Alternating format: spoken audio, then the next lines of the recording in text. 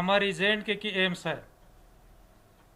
Corona जो एक novel corona है, नोवल चैलेंज है।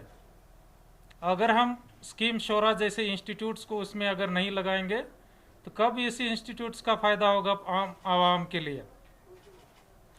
स्कीम शोरा उसमें काफ़ी अहम रोल अदा कर रही है।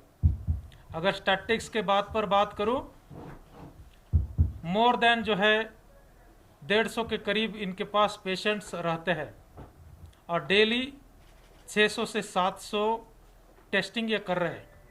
आने वाले दिनों में 1000 के करीब ये टेस्टिंग जाने वाली है। आपसे मेरी एक गुजारिश रहेगी, आपने आपका चांस ले लिया है तो फिर से ना क्वेश्चन पूछे। जहाँ तक आपका दूसरा क्वेश्चन है एक पीपी रिलेटेड इंसिडेंट्स का, मैं डेफिनेटली इसमें चेक करूँगा कि क्या वजह है।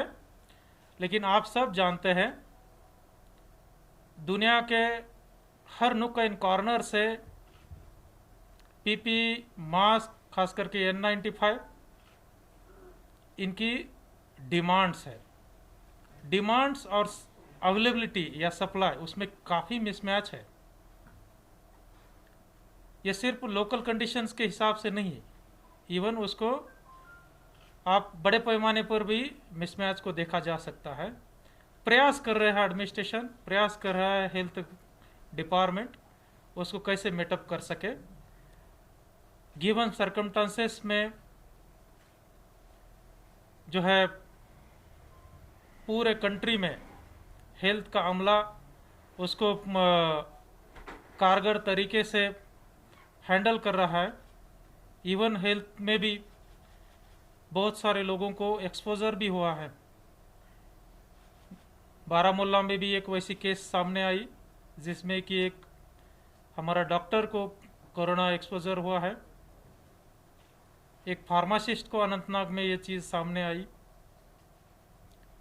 डेफिनेटली नहीं होनी चाहिए, लेकिन ये फर्स्ट टाइम इतना बड़ा चैलेंज ह्यूमन हिस्ट्री में आया है। जैसे इसका नाम नोवल कोरोना है, वैसे इसके जो चैलेंजेस है they are also the novels. Trial और एरर से हमारी लर्निंग नहीं होनी चाहिए। ट्रायल एंड एरर कोई लर्निंग का स्टैंडर्ड मेथोडोलॉजी नहीं होना चाहिए, ये मैं भी जानता हूँ। लेकिन कहीं अगर एरर हो जाती है तो उससे हम सीख भी ले रहे हैं। मेरे ख्याल से जो है आप इसको आप अप्रिशिएट करेंगे। शुक्रिया।